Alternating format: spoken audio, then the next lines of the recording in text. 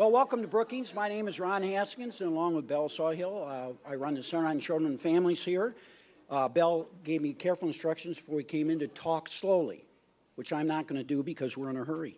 You have bios for everybody, so I'm going to give very brief introductions. I want to talk more about the substance of our event and of the administration's policy than introducing the speakers. So I think the most important thing to say is that the Obama administration has been the most venturesome, maybe the most risky in its education policy of any president, I think, in my lifetime, in their attempt to improve education in America. The race to the top provided well over $4 billion for innovative practices in K-12 education on a competitive basis, so it didn't go to every state. This caused a lot of heartache.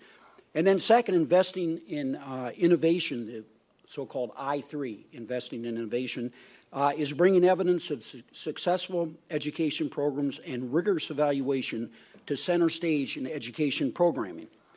So along with the huge impact of the Institute of Education Sciences on educational research under Russ Whitehurst's wonderful leadership, and Russ will be on the second panel, literally, for the first time, we are building an evidence-based series of educational practices that hold great promise for improving K-12 education. The imagination and leadership, not to mention the political boldness of Secretary Duncan and his team, are directly responsible for much of this progress. Now the Secretary and President Obama are proposing the biggest increase in preschool education funding since the creation of Head Start in 1965. We've organized this event to examine both the substantive and political prospects for this vitally important initiative. We'll first hear from Secretary Duncan about the preschool plan and the arguments on its behalf. And then following Secretary Duncan, we'll hear from Nancy Johnson, the former chair of the Human Resources Subcommittee for Ways and Means, and one of the most knowledgeable Republicans on social policy to serve in Congress in recent years. I once said that introducing Mrs. Johnson, and someone in the audience yelled out, "That's no achievement," but we'll... In 24 years in Congress, Mrs. Johnson was a leading expert on preschool programs as well as health care and played a vital role in passage of the refundable portion of the child tax credit. We thank them both for coming. Secretary Duncan.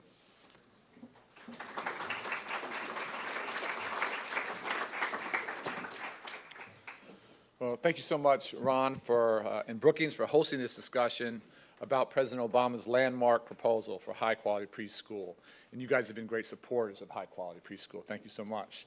And I'm so happy to have the chance to listen to Congresswoman Johnson. Didn't know, grew up in the same neighborhood, went to the same school, K-12, and so maybe not so surprising that we agree on these kinds of issues. But thank you so much for your hard work throughout your entire career. As all of you know, and as Ron talked about, the President has proposed a groundbreaking plan for supporting and preparing our nation's children from birth through the age of 5 in a seamless continuum of opportunity. For children ages 0 to 3, the President's proposal includes a new Early Head Start child care partnership at the Department of Health and Human Services to improve quality, and it expands the administration's home visiting initiative. And home visiting is showing great results. As anyone who's ever had to care for a new baby knows, we all need all the help and advice that we can get. And that's often especially the case for struggling single parents, first-time parents, and teenage parents. For 4-year-olds, the President's proposal would create a new federal-state partnership to enable states to provide voluntary, universal, high-quality preschool for children from low and moderate income families. These are critical long-term investments in early learning that our country and our children desperately need.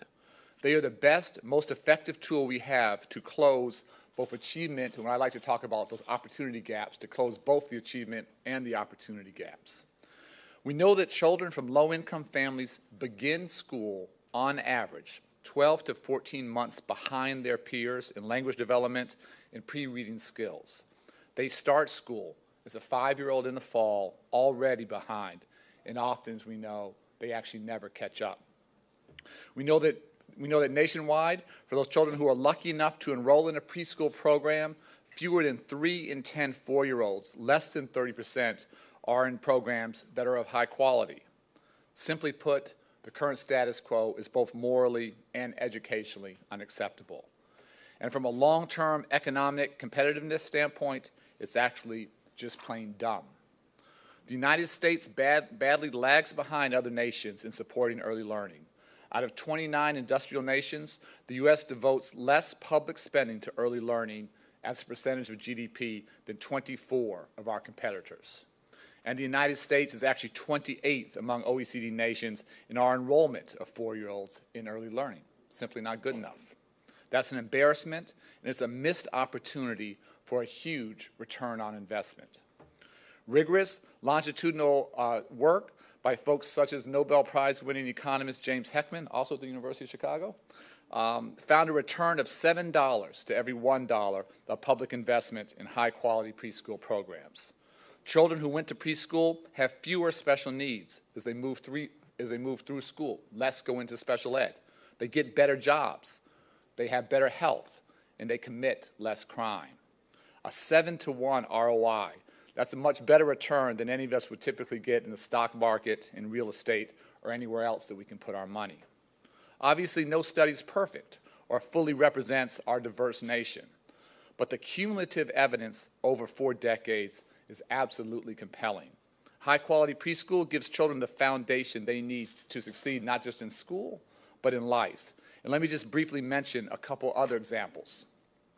4-year-olds who have gone through Tulsa, Oklahoma's preschool program start kindergarten 7 months ahead in pre-literacy skills and 4 months ahead in math skills.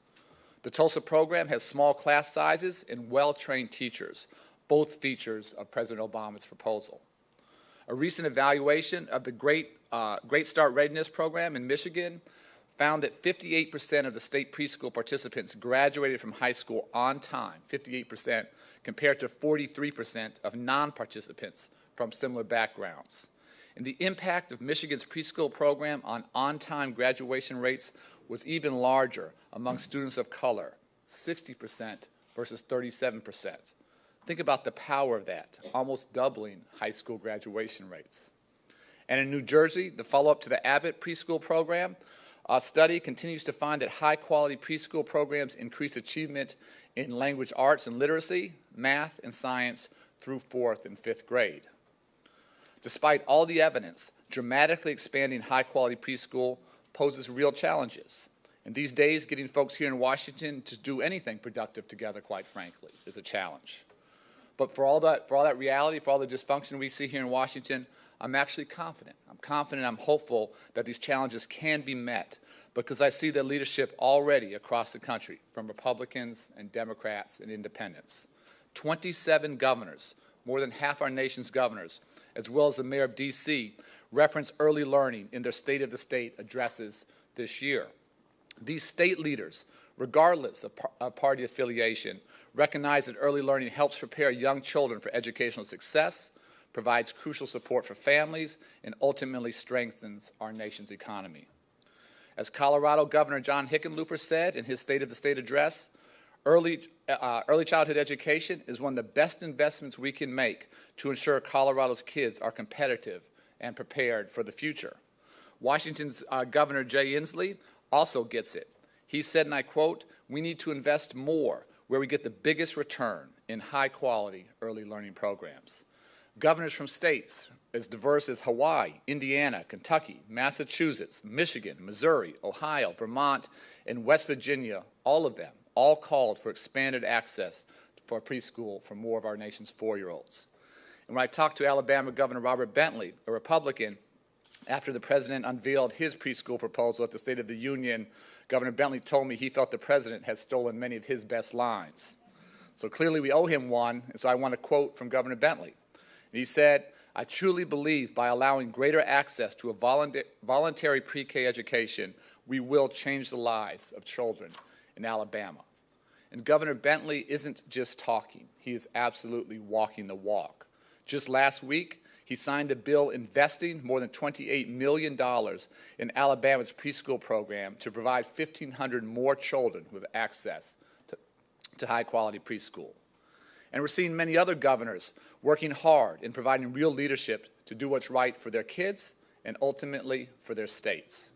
Governor Susana Martinez says this year the state will be able to support all 40 preschool programs across New Mexico that applied for funding. And she recognizes that to get a child reading by the end of third grade, you must start exposing them to books, letters, and sounds long before they enter school. This Friday, I'll be traveling to Georgia, our nation's first universal preschool program for 4-year-olds, in a state that President Obama highlighted as a leader for high-quality preschool when he visited Georgia in February. In Atlanta, I'll be standing with Governor Deal, another Republican who made a promise in his State of the State address that he recently, like Governor Bentley in Alabama, that he recently kept. Governor Deal requested, and the legislature recently approved, a $13 million increase in pre-K funding to add 10 additional days to the preschool year and increase the salaries of deserving teachers. That is state leadership that helps children, and that's exactly what the President's proposal seeks to support. The Preschool for All plan would help all states keep their promises to our children and ensure that more than 1 million additional kids, regardless of zip code or family background or income, are ready to succeed in school and beyond. Now, I've had the opportunity recently to visit preschool classrooms all over the country, including Delaware, California, and most recently in Michigan. Governor Rick Snyder and I visited the Perry preschool program in Ypsilanti, where 50 years ago, a group of preschoolers first participated in a famous study that has found preschool's benefits continue well into the adult years. In Detroit, Governor Snyder and I sat scrunched together in tiny chairs and read the book The Rainbow Fish to 4-year-olds who were fortunate enough to be getting an outstanding, high-quality preschool program.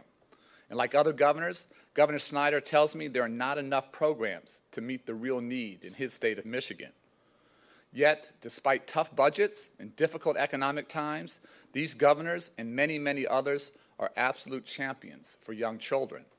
They are prioritizing early learning because they know that in America, education must fulfill its role as the great equalizer. It must be the one force that overcomes differences in race, in privilege, and national origin. In Washington, we are ready to follow their lead and support their efforts to transform the life chances of our nation's children. We're asking Congress to help support these governors in all the states in a historic federal-state partnership. The President's Birth to 5 proposal is not only an essential investment to build a foundation for prosperity and entry into the middle class, it is simply the right thing to do. As Governor Corbett said in his State of the State address this year, why do we want to spend more on these programs? Because every child in Pennsylvania deserves an equal start in life, and I intend to see that promise kept. Like Governor Corbett, I believe that every child in America deserves an equal start in life, in rural America, in our cities, and in our suburbs. So let's invest to bring every child to the same starting line. Help us get our nation's public schools out of the catch-up business. Let's keep our promises and reinvigorate the nation's commitment to equal opportunity. It's time. Our children and our country, we cannot wait. Thank you so much. I look forward to the questions later. Thank you.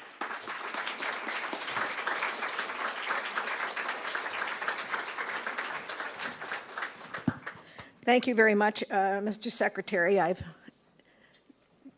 admired you the years that you've been Secretary.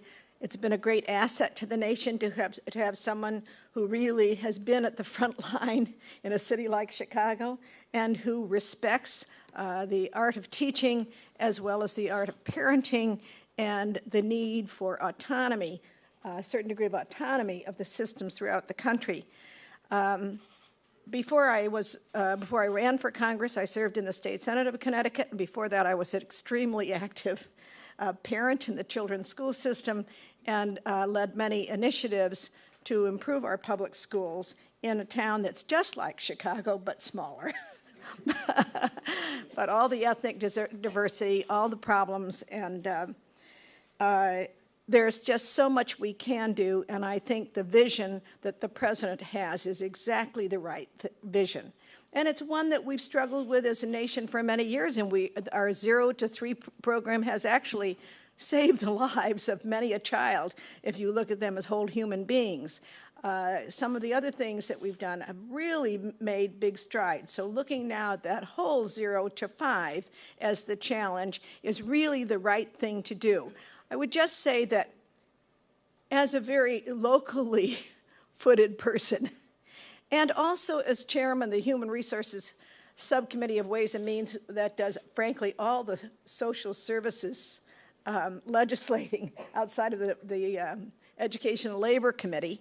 I'm very, very conscious of the extraordinary diversity of infrastructure, philosophy, and vision of our states. I mean, we did lots of work in foster care.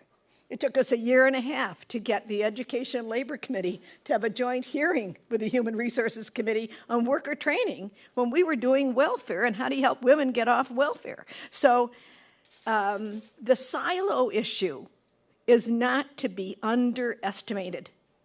In my district, there were 1/3 of the towns had a smaller population than a battleship does. And they had to give up on some of the federal programs that they were entitled to because they really couldn't handle the administrative burden. We have Head Start. We have early school readiness. Connecticut has, and each state has its own Head Start equivalent and early start and preschool programs. So it is irresponsible, and it is irresponsible not to bring the thinking of smart government to the table of preschool. It's not only that we have some programs like home visiting and birth to 3 that are very successful. There are programs in New York City and in the rural parts of Connecticut that aim at this same population that are very successful. So I hope we don't bring to this, Mr. Secretary, too narrow a vision of what preschool education should be. I'm also the grandmother of 2 daughters who both held their children back from entering kindergarten for a year, to everybody's great advantage and success. So just keeping in mind the extraordinary capability of communities, if they have the resources, and how close they are to the diverse needs of their own people, so that we don't want to be too rigid. I mean, one of the programs that was most successful in the schools of New Britain, which were really having as great difficulties as any in the country, was the fact that a group of teachers together could ask for federal money to help them do what they needed in their classroom. And one principal in the first really heavily Hispanic school in my district said to me, I don't even go to their meetings anymore because I squelch their ideas, or at least they feel that. So don't underestimate the power that as the president talks about this, and as you talk about this, what will happen out there in the hinterland. And don't let this become another silo.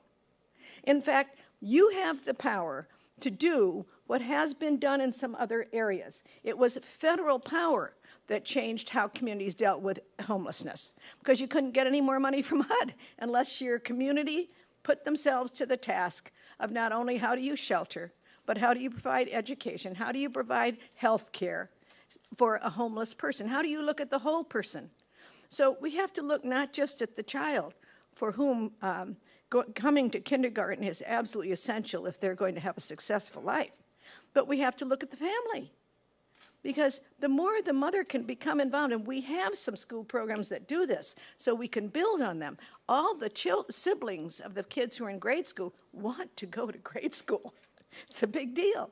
And if the mother and the children are allowed to come, and if those programs couldn't adjust for working mothers, you educate the child, but you educate the mother in that crucial year of 4 years old, and 3 years, 4 years, 5 years. And so I think we can't have just the classroom model in mind, as important as that is. And I think Republicans are very interested in preschool education, and not just Bennett. I know lots of Republicans who are, Governor Rell, the former governor of Connecticut, tried hard to initiate a universal preschool program and couldn't get the legislature to go along. So it's not a question of the vision, although it is, and the leadership of putting forward the vision, absolutely, hugely important to change. But we have to build on the blocks that are there, and in every state there are successes. And if states could just begin by doing an inventory of success, regardless of where it resided or under what program name, that state would know a lot more about how they can achieve your goals. So I just wanted to congratulate you on the vision. I want to thank you and the president for your leadership. And I hope that you will not contribute yet another silo to the silos that are, in my mind, the biggest impediment, and I say that thoughtfully, the biggest impediment to real change. The children have already changed. They learn differently. Look at the way they use all that technology that's such a struggle for me. And so the way they are going to learn, the way they are going to share with each other, the way they are going to move along is different. And since they always did learn differently, those technologies will take advantage of that and feed to it, and so must our teachers. I like the idea, though, of this partnership. I like your emphasis on mastery excellence of preschool teachers and coaching. All that coaching could be translated into a non-classroom setting as well. So thank you for being here, and I look forward to the panels.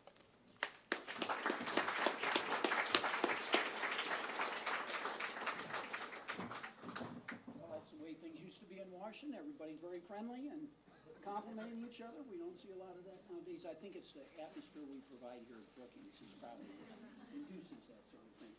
Let me wait for 1 second.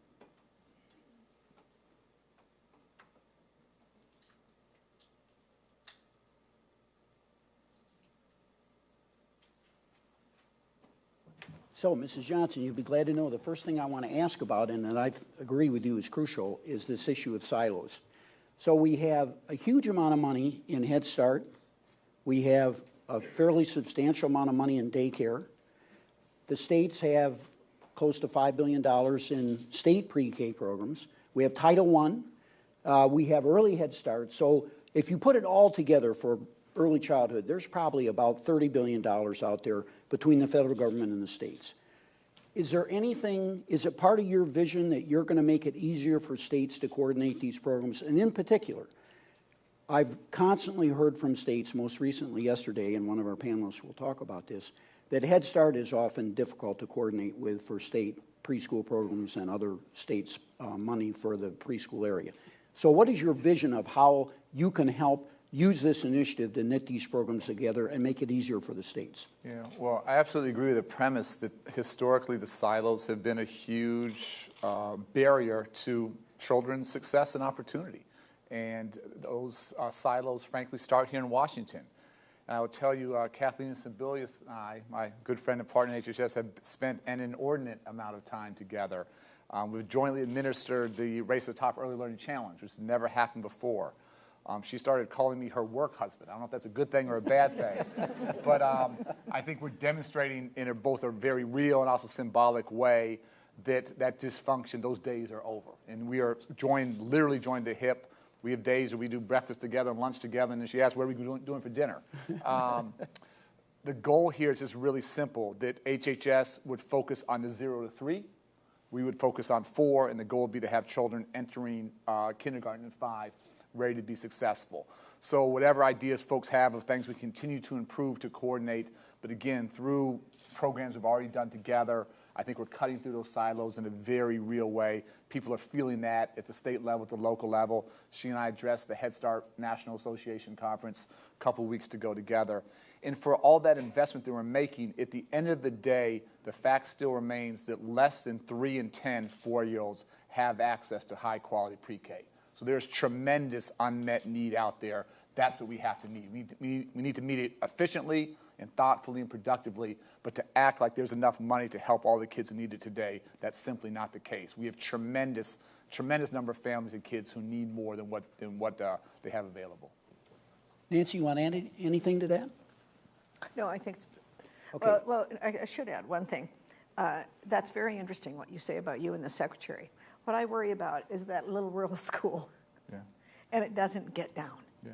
And the states are incredibly bureaucratic, and they take the bureaucracy you put in, then they imitate it and repeat that, and then, so it is very serious, and if you could perhaps put more public stress on that and talk to states and governors, go to the Governor's Association, and maybe be more specific, because both parties talk about smart government, but nobody does much about it. So I'm glad to hear that.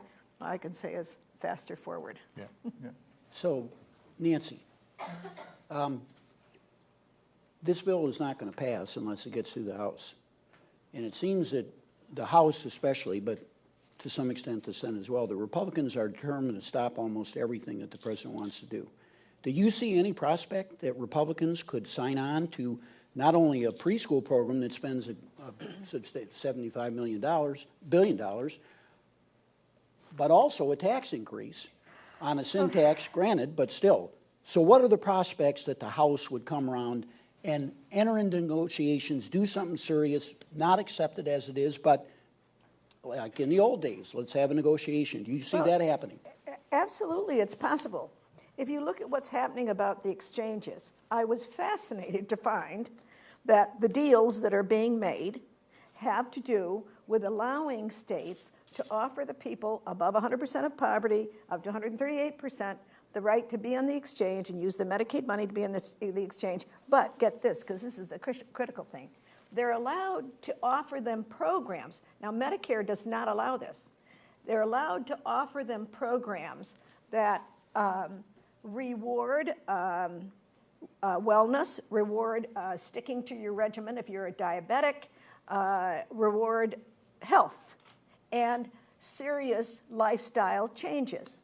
Now, those kinds of plans are proving all over the employment sector to save money and improve people's lives. But Medicare explicitly does not allow any variation in co-payments and so on and so forth. So the structure of Medicare doesn't allow the assistance and support and the provision of special supports to people who need it the most. And so I was very interested. This was explicit in one of the states that recently made the agreement that they could offer these kinds. I think it was Iowa. So if we could just do that now rather than later, that way we don't use the word block grant, which everybody seems to hate, but actually you've got to have far more state flexibility and autonomy. And it's a time when you could actually say, we will eliminate the requirements here if you'll eliminate those in your state grants. And so the money gets right down. It's a big deal. It is complicated, but you could work all kinds of deals with the states to do this. And if you could get 2 or 3 models out there with the states that does evidence the next world of collaboration in a federalist system, because I myself have been astounded at the absolute intransigence of the concept of federalism when you think how much it has changed from where we are now to 50 years ago, 100 years ago. And I think with this secretary's experience, he could do that. So I think if we could model that, then the issue of how much is going to be saved administratively at the state level and the federal level gets folded into funding this. And then if you need a little extra money, you can get a little extra money. But you can't start out and just pass a new tax for a new mandate for four-year-olds to go to school. But Nancy, here's a shocker. You can't get any of those wonderful benefits unless the House approves the legislation. Well, that's why the House... So my question is, why are you optimistic about the House doing it? Because I think there's a kind of a bipartisan approach that could be taken, and needs to be taken at the beginning, not at the end of the process. Front load it, and I think you'll have support. So there's an advisor to... No, I'm right with her. I'm talking to a number of congressional House Republicans who are interested. And again, you have an opportunity here that doesn't normally exist. We talked a lot about the bipartisan, governor support. You have many CEOs, many of whom happen to be Republicans, who are hugely supportive because they see the ROI. You have military generals, military leaders who are fully supportive. You have states attorneys and police chiefs who love this because they know the reductions in crime. Faith-based community, parents. You can build a very, very interesting coalition that doesn't exist on most issues that transcends all the silliness here.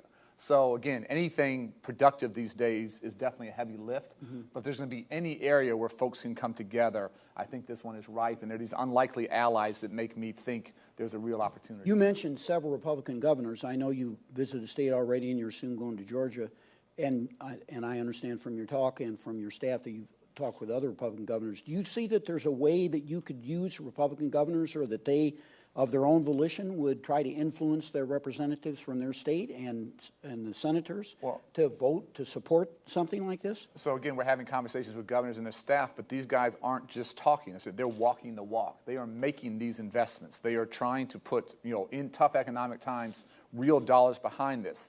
But, folks like Governor Snyder, which is my most recent visit, he's trying to invest, but in everything he's doing, he still doesn't have enough resources. He still has a big unmet need. The idea that the federal government could partner, not a mandate. We wouldn't go to any state where they didn't want to partner with us, but where states wanted to expand access and make sure it's high quality, to have some federal leverage, some matching dollars there, that's a pretty attractive proposition.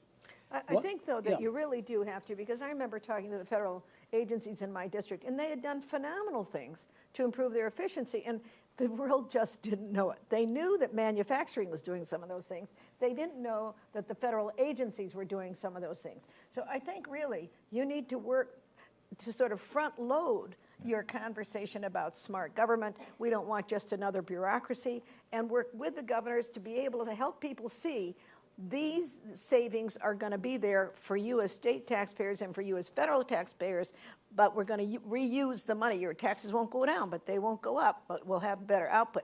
Then if we need extra money, we'll talk about where that should come from. But don't lead with the tax. For me, the challenge, the bipartisan issue is a real one. The bigger challenge for me is that most politicians, regardless of party, they're wired to think short term. They think about the next election. Right. And this is the ultimate long-term investment. This is a 10, 20, 30, 40-year play. And the question is, you can get politicians who normally think, about the next news cycle to think all the benefits, President Obama will see none of these benefits during his time as president. Right. But this is arguably the biggest gift we can give to the country. So the question is, can you get politicians to think about a much longer time horizon than they normally do?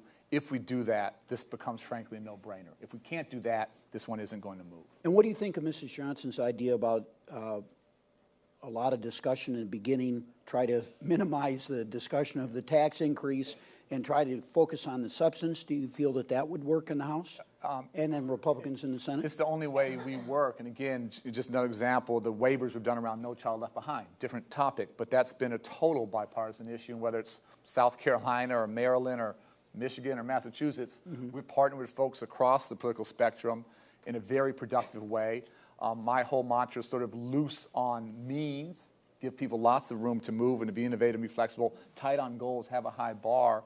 And frankly, this has been a really underreported story by the media because there's been so little controversy. Yeah. With all these people working together, doing all this creativity, no one's yelling and screaming at each other, so people lose interest. So I think people know we have always worked by listening very, very closely, having a high bar, giving people lots of room to move. And so this is not a new tactic or a turn for us. The only way things get done is if at the front end, real input is heard, and we make adjustments and we compromise, and never let the perfect be the enemy of the good. But that's been our mode of operation from day one. Another thing that's fallen through the cracks a little bit, and this administration has clearly done more than any other administration, is home visiting. And already a very large initiative. Almost every state has money from this initiative. In order to qualify for the federal money, which is a neat thing you guys do, is make them do the right thing to qualify for the money. Some people don't like that, but they organized their programs much better than they were before and coordinated them. You made them use the federal dollars only on programs that had demonstrated evidence of success and rigorous experiments. And now you're proposing another big piece of money for home visiting. Are you optimistic that could be passed? And how does that fit into your vision? Yeah, so again, for me, this can't be, the part coming out of the Department of Education is the largest share of the $75 billion for pre-K, for 4-year-olds. But this is really about a $92 billion investment, and it has to be 0 to 4. It has to be all the way 0 to 5 to get kids ready for school. But we were just talking in the car ride on the way over, this idea, this reality that kids in more affluent homes, kind of homes we grew up in Hyde Park, but by the time they're 4 years old, they have heard 30 million more words than children coming from welfare families. 30 million more words. Think about that. Think about what that does for the rest of your life. You must live in Washington, huh? It's 50 million more words here. And so if we're serious about closing these opportunity gaps, yes, we need high-quality pre-K at 4, but even that's late. And so getting to these young moms, getting to these teenage moms, getting these first-time parents, helping them understand that you can't just put your baby in front of the TV and you can't say bad child, bad kid all the time. every parent wants the best for their kids. They just don't always know. So having it, not at 4 years old, but at 4 days old and 4 weeks old and 4 months old, help all the way through, that can help parents who traditionally really struggle do what they want to do, which is give their child a chance at a decent life. All right, audience, we'll give you a chance to ask questions. Now, let me caution you, please ask a question, not make a long statement. Wait till the microphone comes, tell us your name and where you're located, and then ask a succinct question.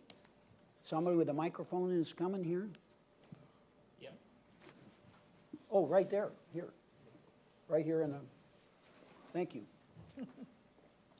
Thank you, Annabelle Fisher, Alexandria.news, but I'm also here as a licensed clinical social worker who has worked with Head Start. And my suggestions are, and having worked with Head Start, it is a good program. It has shown outcomes for pre-K. I would like to suggest that in Seattle, I did this as a home-based contractor and in the school. I would like to suggest that you raise the guidelines, financial guidelines, so more families can participate in the Head Start program. And that will allow more families and children to get involved. It's too low right now. The second thing I would recommend Is there a question in there somewhere?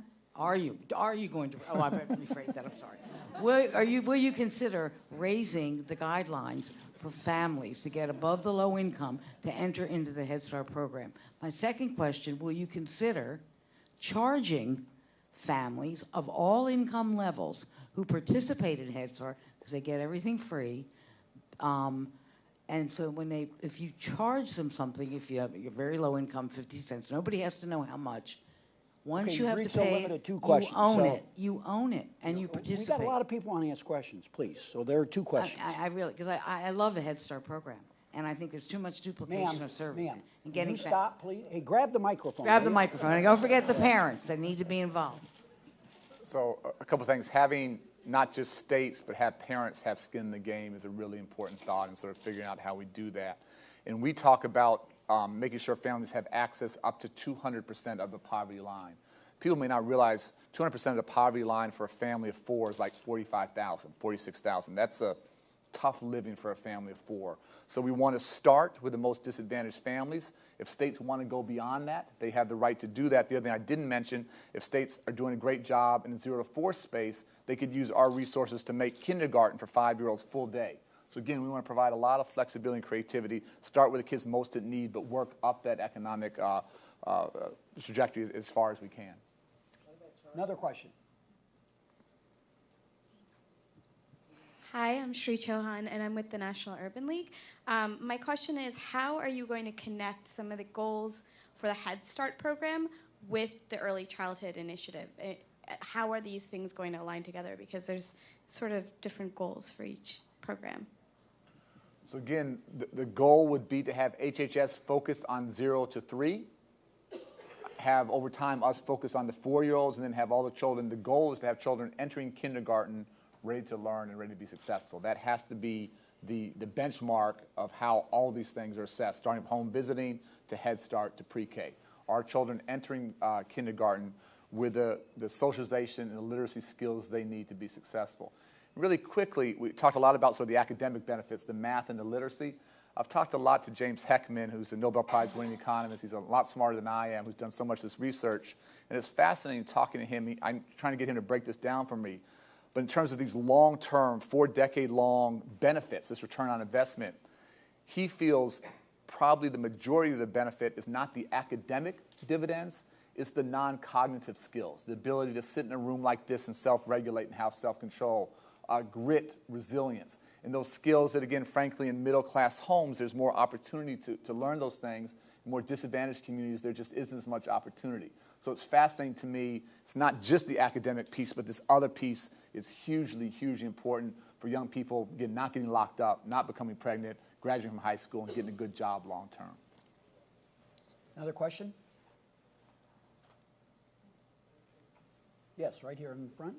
What is your name, young lady? Belle Sawhill. Thank you to both of you for your terrific remarks. And I guess I want to raise 2 questions. One is on parenting.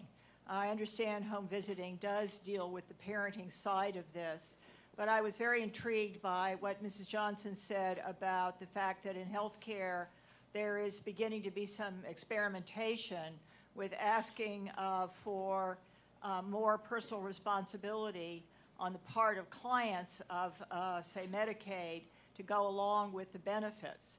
And I'm wondering if any thought has been given to saying in some of these early childhood programs that there would be a requirement that parents get educated and more knowledgeable about what they need to do in the home, along with what needs to happen in the early childhood program itself. I might just add as a footnote here that we have a model we've developed at Brookings, a very data-rich longitudinal model, and based on our preliminary results, it does show that early childhood education is by far the best thing we can do to provide greater social mobility, and we can show the impact of it on a social mobility matrix in America.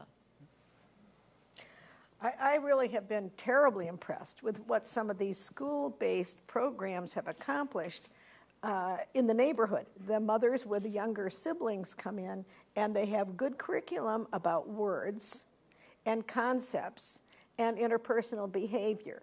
And I think if you don't get to the whole family, then you don't build that base behind the child that supports them when they want to drop out of high school or run off and get married or whatever. So I hate to see a silo set aside for fourth grade preschool because the challenge to our society is much more human than that.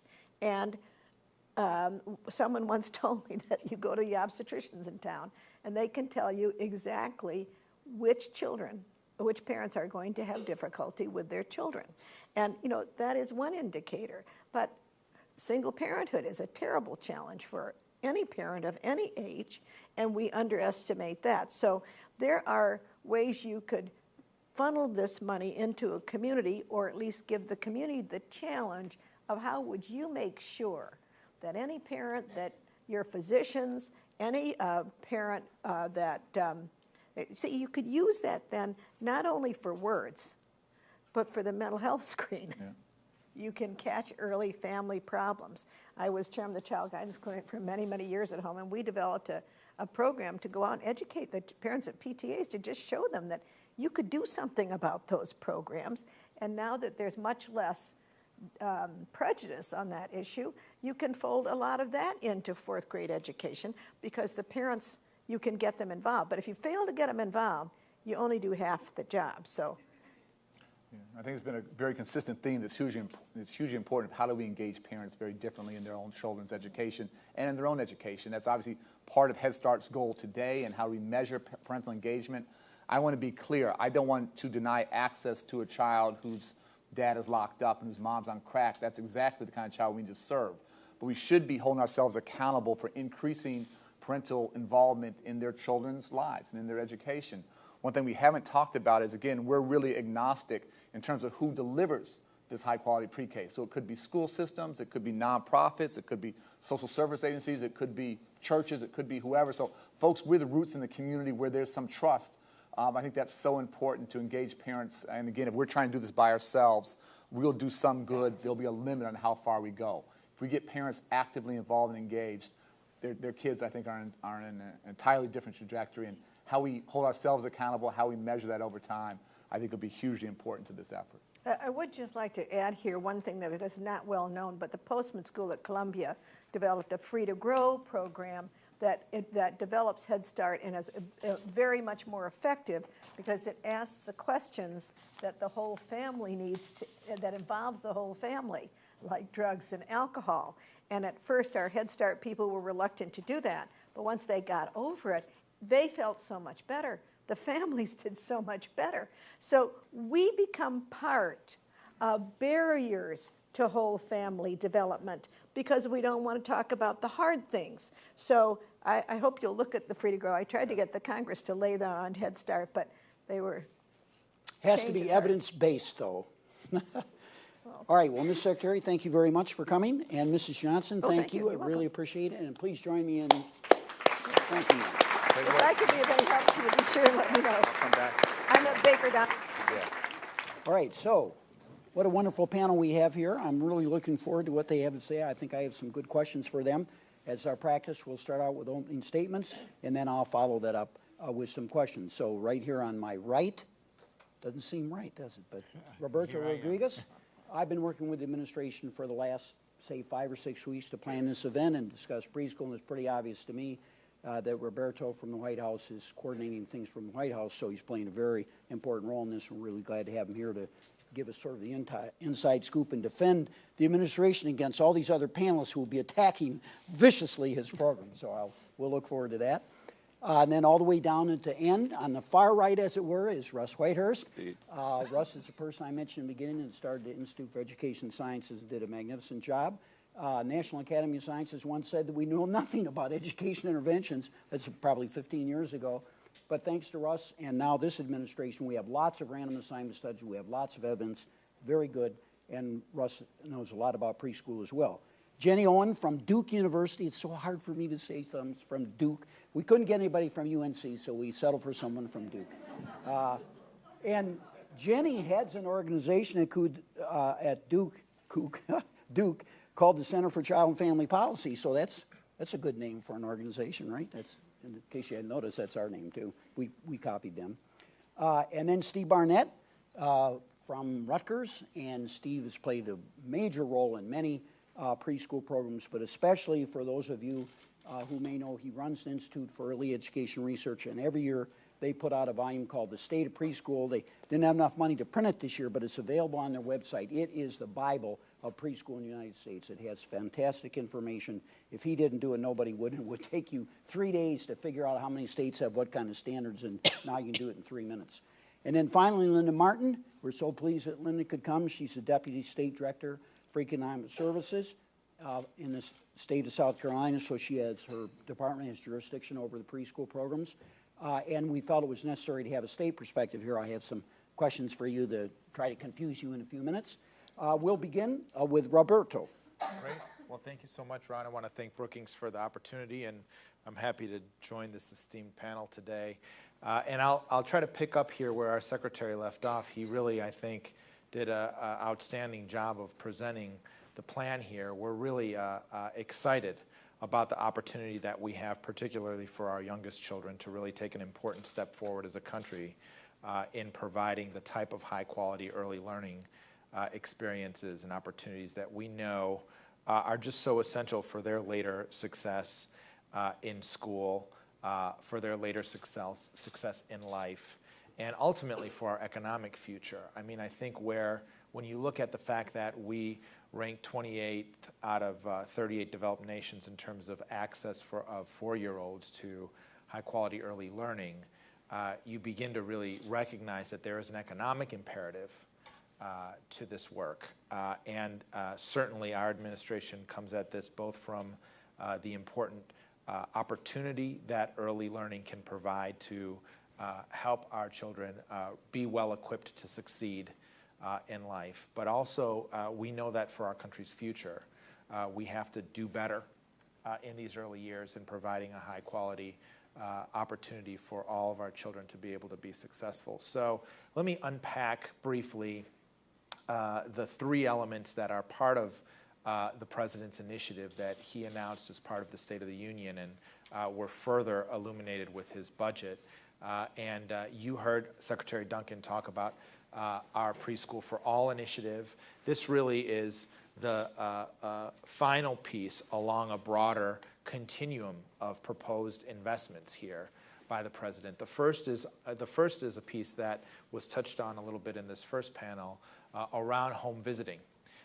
And our administration has been really proud to expand voluntary evidence-based home visitation now across all 50 states to over 200,000 young children and their families. These are opportunities for nurses, for social workers, for parenting educators, for other early educators to really visit at-risk families and provide them the parenting skills, the nutrition, the maternal and child health, and the early learning and cognitive supports that they need to be able to equip their children for success at the earliest point in their life.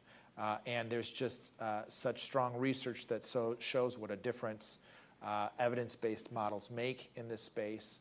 Our administration supports about 12 different models that meet the highest standards of evidence through home visiting, and the president has proposed expanding that program, investing $15 billion through 2023 to expand that program to reach 185,000 additional children and families. We believe that that's one of the most important things we can do really at the earliest time in a child's life, is to provide that opportunity, and we have a whole host of evidence that shows what a difference it makes to cognitive outcomes as well as social and emotional outcomes that the Secretary talked about. The second piece of this really is proposed investment in a new approach to expand the supply of high-quality care for our infants and toddlers, for our children 0 to 3, through a new Early Head Start child care partnership. So this is a $1.4 billion proposed investment on the discretionary side of the budget. The model here is to really bring the standards that we know make a real difference in the environments in which our infants and toddlers spend time, bring those standards into our child care subsidy system, and foster greater partnerships between our Early Head Start providers and between our family child care providers to make sure that the environments in which our infants and toddlers spend time, their child care environments, are of the highest quality, that they're meeting their social and emotional needs, that they're maximizing their opportunities to learn and to develop, because we know what a difference that makes. You know, we believe we have over 1 million children right now, about 1.6 million children in our child care subsidy system. We believe that if we can bring some of these Early Head Start standards into that environment and raise the quality, either through across certain states, through networks of providers, in communities particularly that are communities that are in need, we know that we can have a tremendous impact on that for instance, that vocabulary gap that you heard mentioned of about 50 points between our more affluent children at age 3 and their less affluent peers. And then finally, of course, is the investment, which we do acknowledge it's a bold, ambitious investment of $75 billion over a 10-year period, really, to expand preschool for all children. And the Secretary talked about this. I just want to underscore the point in particular that our approach to this is not to establish a new permanent silo at the federal level where we will subsume the responsibility on a permanent basis for all of our 4-year-olds in pre-K, but rather to help accelerate the momentum that we have underway across 40 states in beginning to establish state-funded pre-K programs. And what we want to do there is to make sure that we're meeting states where we are, not where they are, not with a one-size-fits-all approach, but with some solid standards that we know will help accelerate enrollment and participation in the state-funded preschool programs, whether those are programs at the community-based level, child care centers or other providers, or whether those are programs that are delivered through our schools. States have a very different mix, and I'm sure you'll hear from Dr. Barnett about the panoply of programs that are out there currently with the states. We believe there's a strong federal role in accelerating the participation in high-quality programs. You heard the Secretary say fewer than 3 out of 10 of our children actually participate in high-quality programs. So we want to provide the opportunity to really put ourselves on a path to lead the world. We should be, if we are going to continue to be the world leader economically, we need to be sure we're leading the world in providing the opportunity for our youngest learners to be able to be successful. And certainly all of these opportunities, from home visiting to high-quality child care and infant and toddler care, leading to high-quality pre-K, ultimately leading to a full day of kindergarten, right? Because we have to have that continuum of learning time for our children as they transition into the school system. All of that has to lead into greater focus on quality and on outcomes for our children in the early grades.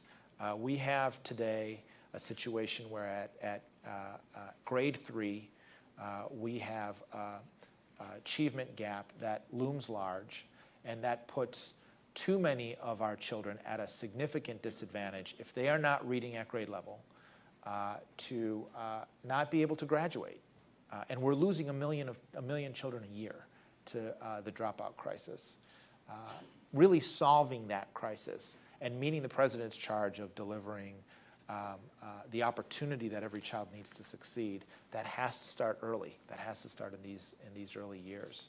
And so we've made early education and the panoply of investments that I've described here, we've made that a major thrust of our second-term agenda. And the president has visited Georgia. He's been around the country, was up in Baltimore just a couple weeks ago now, visiting an early learning program. And he's going to do all he can to work with Congress to see that we make the progress we need on this agenda. Thank you for that clear statement. Russ Whitehurst. Thank you. I'm pleased to have the opportunity to talk about this. I've been writing about this some. Some of you will know. And so I want to come at this as best I can from a research perspective. And so let me give you some background. I think what I'll describe here is not in dispute, but is worth having on the table. First fact is that children from as Secretary mentioned, children from low-income families, minority families, start school behind. There's a substantial achievement gap, and to date our schools have struggled and not succeeded in closing it. So the differences exist before children come to kindergarten. Preschool programs can have an impact and narrow those achievement gaps, and so starting early with a good preschool education makes a difference. States with the largest proportions of low-income families, who therefore need to do the most to provide more preschool opportunities for children, are also the poorest states and most challenged in having the finances to do that job. The federal government has a long-established role in providing aid for the education of the disadvantaged. It does that in K-12. It's a legitimate role, and I think it's perfectly appropriate to extend that to pre-K. So I'm in favor of a program, a federal program, that dispenses aid to states in a way that's proportional to the number of the low-income families they have, that helps those states provide free or affordable preschool education for kids. For me, there's some issues with the plan the Obama administration has presented. Again, I've written about these things. You can Google Brown Center chalkboard Whitehurst, and you'll get some of that writing. Examples are the requirement that teachers be paid and credentialed in the same way as K through 12 teachers is going to drive up the cost considerably, and there's very little evidence that credentialing has much of an impact on the quality of interactions in the classroom. The Secretary mentioned choice today and letting a variety of service providers be involved. In fact, none of the narrative from the administration includes any provision for choice, and there's a requirement that the funds be dispensed by states either to school districts or school districts in partnership with other organizations. And kids are going into school districts that are failing them, and I'm not sure we want school districts to be central to the provision of pre-K services. What I want to talk about today is some data analysis I've been doing in the last week or so where I'm trying to address the question of what's the likely impact of expanding pre-K for 4-year-olds on measurable outcomes. And I want to focus on fourth grade reading in NAEP. NAEP is the national assessment. It's given to representative samples of children in every state. It is the nation's report card. Teachers can't teach to it. So it's a good outcome, and the first one we have where we can, in terms of a child's development, it allows us to compare performance across states.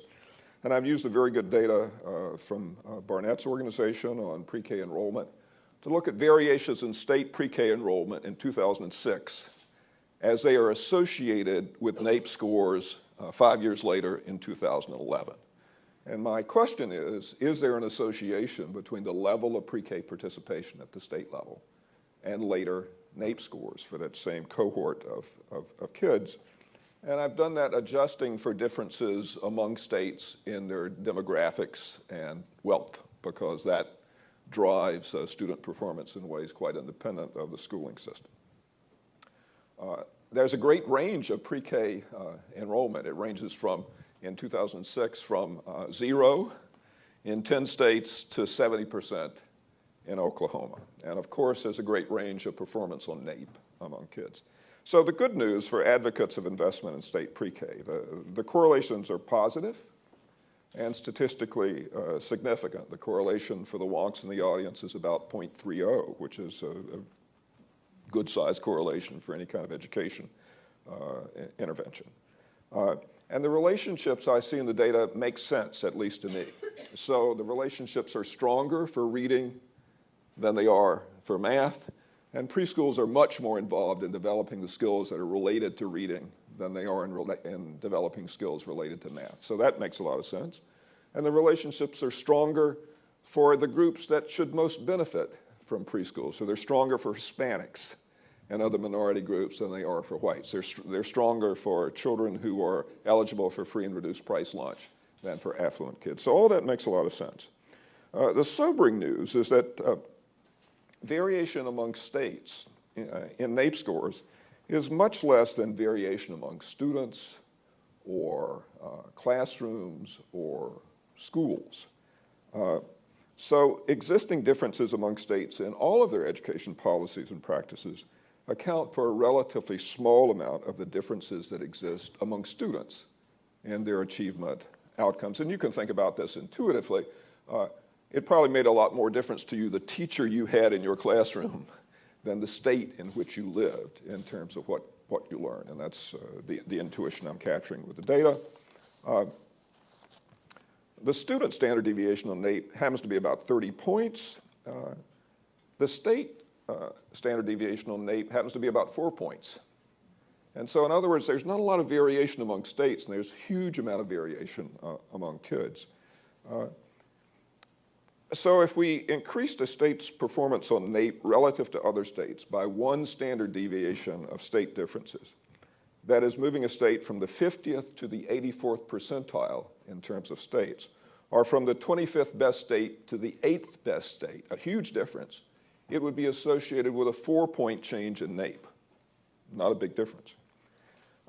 I've crunched the numbers with respect to the pre-K enrollment figures I mentioned earlier to see how they might be associated with changes in NAEP, since pre-K is, of course, only a small portion of the overall state policy and practice that might be related to education.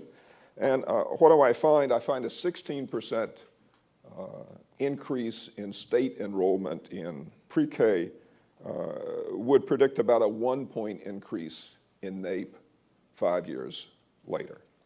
That number is bigger if you focus on kids in greater need, but that's the average figure. So what do I conclude from this? There's a positive association between enrollment levels in state pre-K and later academic achievement. That's a good thing if you're an advocate for the expansion of pre-K programs.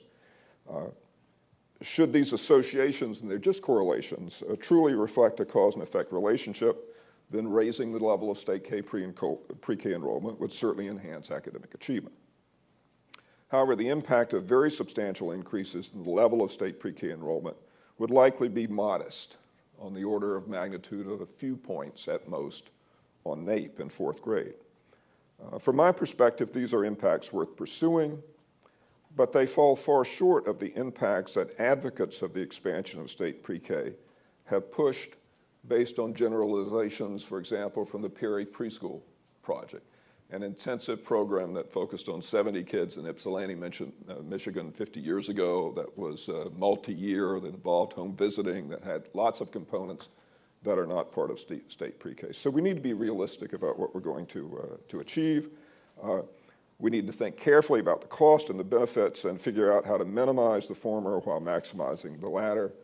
For me, that means targeting these programs on the kids and population that are going to benefit from them the most.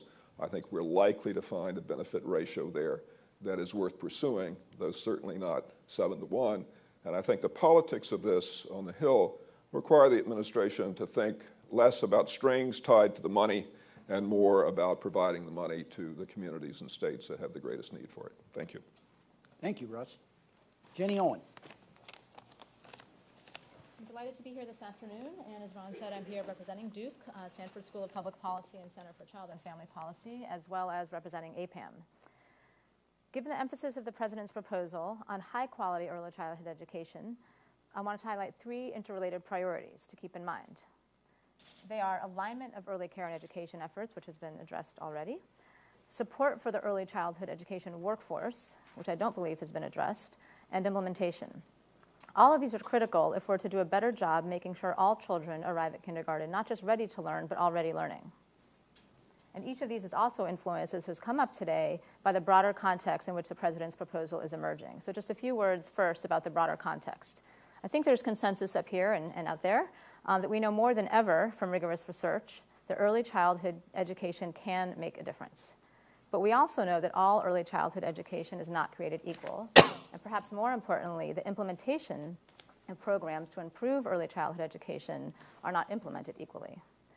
We know, yet rarely sufficiently address, that the early care and education workforce needs more support. And finally, we know, as again has been addressed, that children's preschool years don't exist in isolation from the care and education that come before and after. So I'll speak a little bit first to alignment. They're part of a continuum that starts when a child is born or earlier, preschool education, as the Secretary said, to support the administration's stated goal of, and I quote, a cohesive and well-aligned system of early learning for children from birth to age 5. Home visiting can play a central role in a preschool for all environment. I was very happy to hear how many times home visiting has been mentioned today. I wasn't sure that would be the case, and I think that's a great thing. Effective alignment would link to and benefit from home visiting efforts at the federal, state, and local levels, efforts that are identifying and implementing evidence-based and evidence-informed models underway across the country. Home visiting provides a critical platform to build high-quality preschool, which in turn provides a critical platform for entering kindergarten.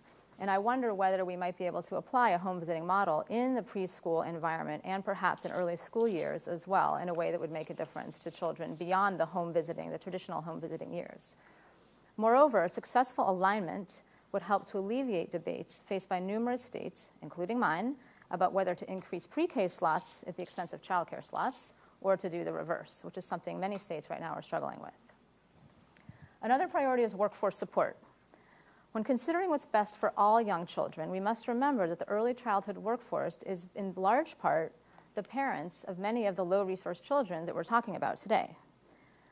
Research shows that a highly paid childcare assistant earns somewhere in the neighborhood of $10,000 to $11,000 annually. And some of the highest paid childcare teachers, early childhood teachers, earn somewhere in the neighborhood of $18,000 to $19,000 a year annually. That's under the poverty level for a family of 4 in the United States. So the early childhood education workforce needs enhanced support, so it in turn can support the kids that we're talking about today, again. To give some ideas for what these supports might include, and some of these I think are reflected in in Steve's recent report in terms of benchmarks, such supports might include training and professional development opportunities that go beyond the rote requirements of policies and programs, and that reflect the high value we place on early education that we're discussing today. They also might include something like a shared employee assistance program that I imagine many of us working in for-profit, nonprofit, and public entities can benefit from if we have struggles in our own families, in our workplaces, and so on. I'm not aware of anything quite like that in most early childhood, childcare, and preschool settings. As Steve's recent annual pre-K report highlights, you'll hear from him in a minute, North Carolina is one of few states that meets all 10 of the quality benchmarks, some of which have relevance for workforce support. But as the implementers in North Carolina will attest, and I really made an effort to talk with some of them recently about this challenge, is these quality components really took time to refine and realize. They required investment in people on the ground, and I think this is something that Mrs. Johnson was speaking to, on the ground in local communities who are doing the work, somehow connecting what happens at the federal level to what happens on the ground. That gets to implementation, the third priority that I would emphasize. Guidance that stems from research evidence often focuses on the why behind the policy change without an equal emphasis on the how of the policy and program implementation. That's not new news, but is there something we can do about that? During and following implementation is often where the most critical gap in the transition from policy to practice occurs. A brilliantly developed program won't succeed if it suffers from careless or incomplete implementation. Moreover, implementation that allows time for mid-course check-ins and corrections is essential to long-term progress. As one state early childhood officer recently said to me, or childhood office director said to me, even the greatest pilot program is the beginning of a long road. So success in a pilot doesn't mean long-term success, doesn't mean universal success, and so on. Implementation science has a lot to offer here, and I'll make Ron happy by mentioning something that comes out of UNC. In particular, I would turn to the work of the National Implementation Research Network based at UNC, and the brief it produced for the U.S. Department of Health and Human Services in February, the same month that the president announced this proposal. It focuses not only on what makes evidence-based programs work, but on what makes them successful when they're implemented. Thankfully, and I think hopefully, the president's proposal seeks to balance high standards for early childhood education policy change with flexibility for states to determine the best implementation plan for high-quality programs. President Obama's preschool proposal highlights the challenges of cross-sector interaction and coordination and challenges of applying research and policy in practice. It also presents exciting opportunities for doing this successfully. The three priorities I've highlighted, alignment across early education systems, workforce support, and implementation, reflect a need for cooperation among different stakeholders with common goals, as we've heard already today. Early childhood education matters to everyone, to children, to families, to employers, to policymakers, practitioners, to the workforce that depends on it for their own livelihood, and to the products that come out of it, young children, and the schools they go to. For its strikingly universal importance, it's strikingly unsystematized. I believe that this proposal is a test of whether research, policy, and practice can combine forces for the benefit of young children and their families. And we've had some really, I think, exciting and possibilities stressed today that will make that possible. I'll conclude with a note about Mount Everest, which will surprise some of you, maybe all of you. Today is the 60th anniversary of Sir Edmund Hillary's and Tenzing Norgay's ascent of Everest. And I was thinking about that and thinking about how would advances in early childhood education stack up against advances in mountaineering. So they wore wool suits, and I looked to see what they had and what they wore. They wore wool suits. They had 5-pound walkie-talkies each that apparently went two ways, so that's good. As small as the number of Everest ascenters is relative to the number of families who seek quality early childhood education for their children, some of the themes we're discussing today really truly apply to both contexts. Those are access, research, and careful implementation of what evidence says works. Thank you. Thank you very much. Steve Barnett. Thank you, Ron. Happy to be here today to talk about what I think is a tremendous opportunity for opportunity.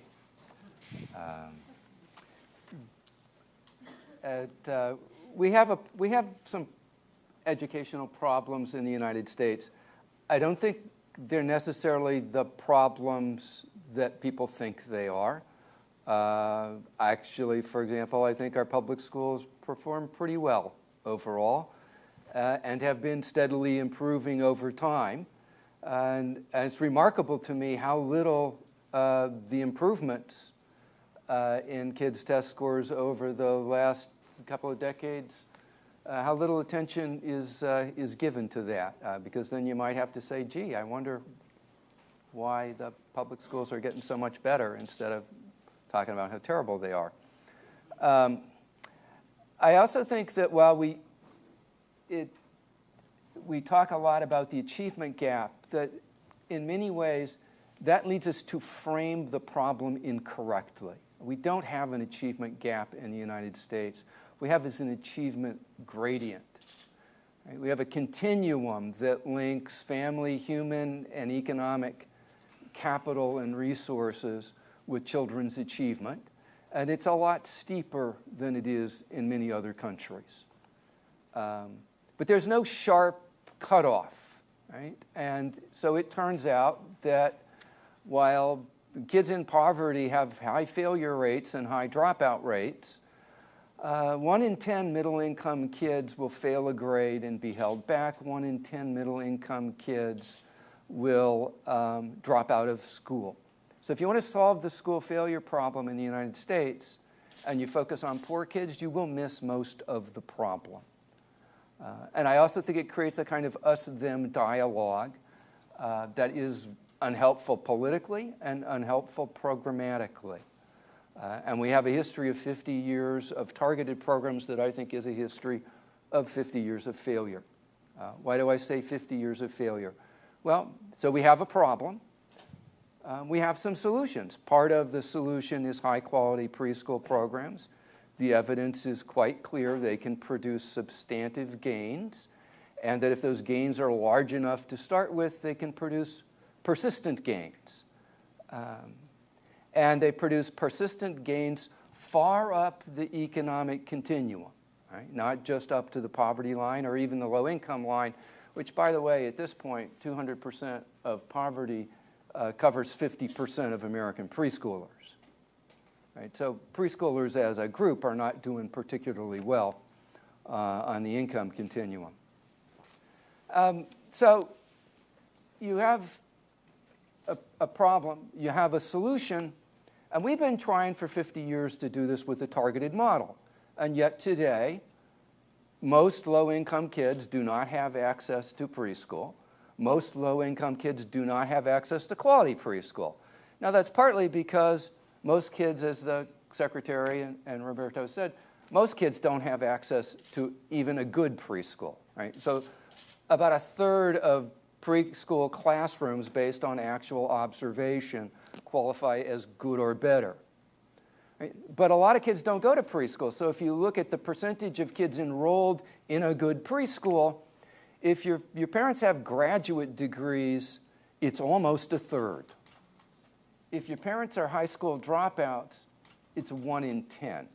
Right? So that's exactly backwards under a policy regime for 50 years focused on targeting. Now, targeting doesn't do a very good job of reaching the kids it's supposed to reach. Half the kids in Head Start by the end of the 4-year-old year are not poor. So it's not just that they don't serve enough kids, it's also that targeting doesn't work very well, in part because we target by income and income moves. That's a good thing. But it means it's not a very practical policy for reaching the kids that we want to reach. And then added to that, there's a substantial body of evidence that kids don't just learn from their teachers, they learn from each other, particularly in the areas of language and literacy. So low-income kids actually gain more from programs where they're not the only kids in the program. And if you ask most parents what their preference would be for sending their kids to a preschool program, they would pick a program that was open to all kids and not just a program for poor kids. And that's just as true for poor families as it is for anybody else. If we look around the globe, we don't see, as far as I know of, any examples of countries that adopted targeted programs and have successfully enrolled all of the kids that they're targeting. We do see a lot of programs that are universal, that pretty much enroll all of the low-income kids. And outside the United States, the benefits of those programs are not as lopsidedly in favor of low-income kids, in part because I think they're higher quality, and you have to have a higher quality program to benefit a kid from a higher income family. Right? So if we have lousy programs, they mostly just help poor kids. And not very much, but at least they help those kids. So to me, the administration's proposal has tremendous number of advantages. It is a systems change proposal. It isn't just about changing programs for 4-year-olds. But for programs for 4-year-olds, it is insistent that they be high quality, which is where we get a payoff. It is insistent that it be a program that's open at least to 200% of poverty and that incentivizes enrolling all kids, which again I think is the right direction in terms of impacts and politics. And it emphasizes full day. And one of the things we haven't talked about are that there are child care benefits. And this is a way of getting benefits to families that you don't have to wait 40 years for.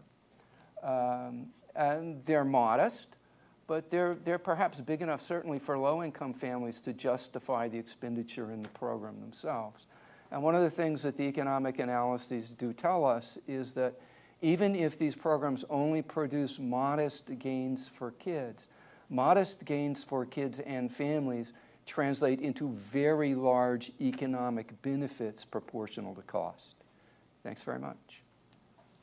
Thank you, Steve. Linda Martin. Well, I'm from South Carolina, and as opposed to most of the folks that you've just listened to, who are kind of looking at things from up here, the aerial view of what child care looks like, I'm looking at it from the ground, looking up. And it looks a lot more tangled when you're looking from the ground up. South Carolina is a small state. It's a very rural state. And I'm not supposed to say it's a poor state, but it is. My governor told me to say that we didn't have as much revenue. But it's a lot easier just to say we're a poor state because we are. And there isn't nearly enough money in South Carolina to cover the kids who need to be in preschool or to be in child care. We estimate that we cover about 20% of the kids in South Carolina who are eligible for child care services. So 80% of the people who would meet the eligibility requirements, the children, don't get the services that they need. And that's a real problem for us because it's a problem in a number of ways. There's a huge income gap in South Carolina, very large income gap, and there's even more important than that, there's a huge gap in the skills that people need for jobs.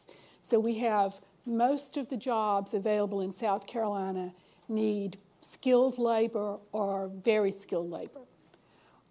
Most of the workers in South Carolina have no skills, very low skills. So there's a big mismatch between the kinds of folks we need to raise that tax revenue, so we're not a poor state, and the kinds of folks that we have in South Carolina.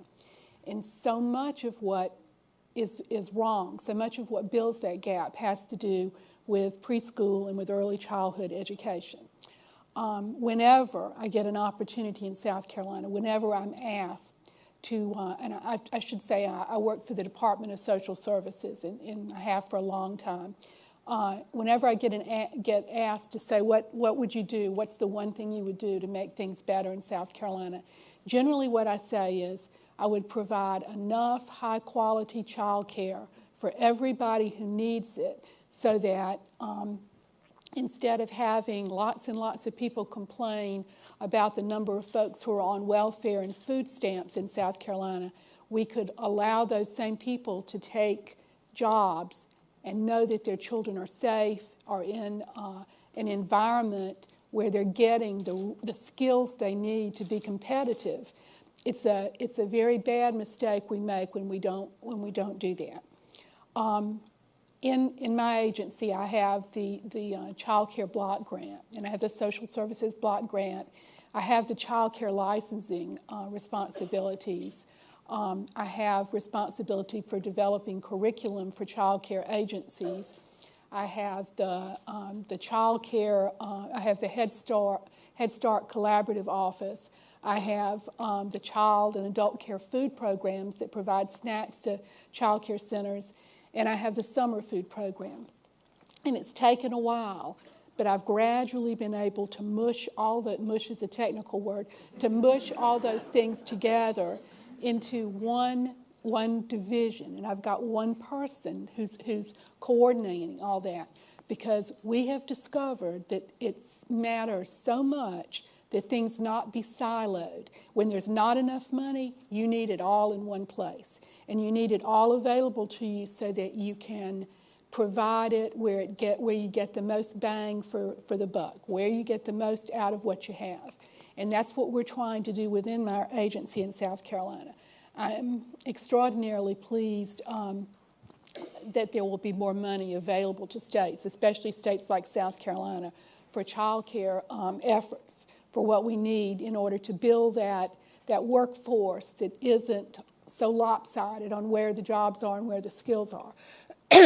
And my only caution is to please think about the view when you're lying down on the ground and you're looking up at the trees and the vines and the leaves and how tangled it looks from the ground up as compared to that aerial view. And please keep it as untangled as possible for those of us on the ground. Thank you very much, and thank you to the panel for these good opening comments.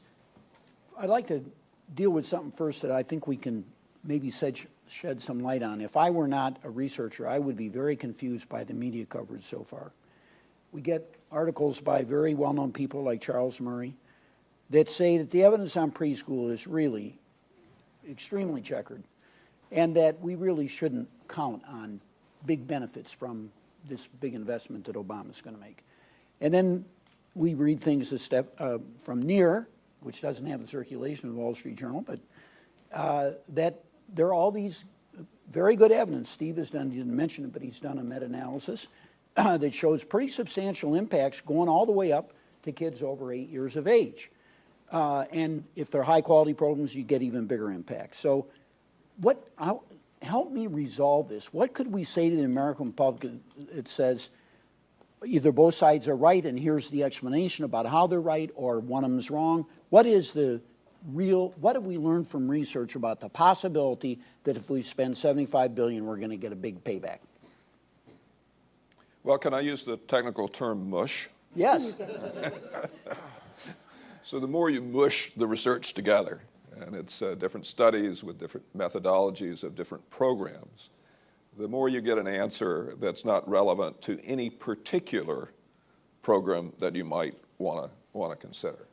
So we have, for example, a large-scale national Head Start impact study that found some benefits at the end of the Head Start year, but no benefits that lasted into elementary school.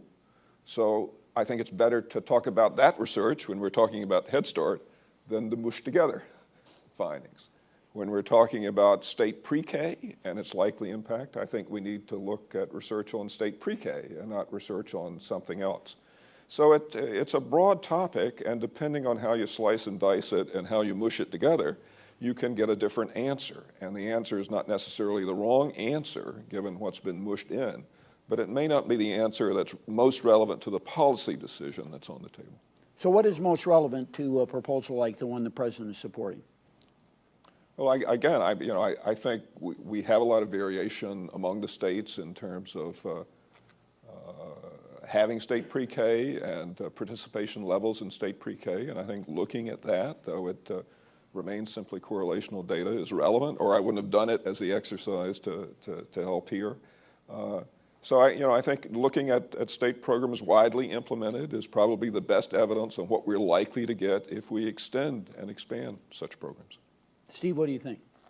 For the most part, I agree with Russ that there's a huge variation.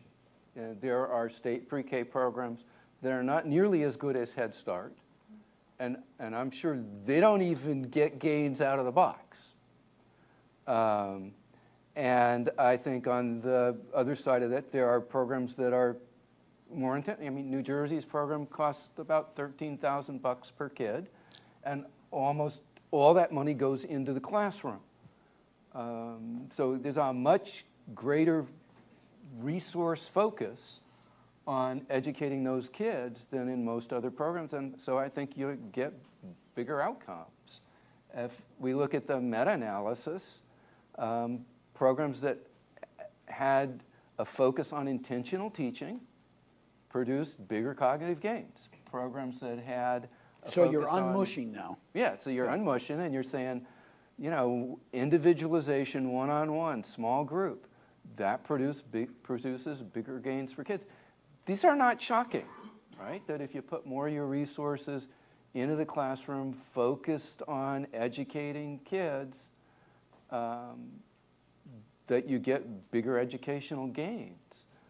But state preschool programs are all over the place in terms, so they're not, and it may well be true. I mean, Head Start is probably more uniform, but I suspect also there's considerable diversity there as well.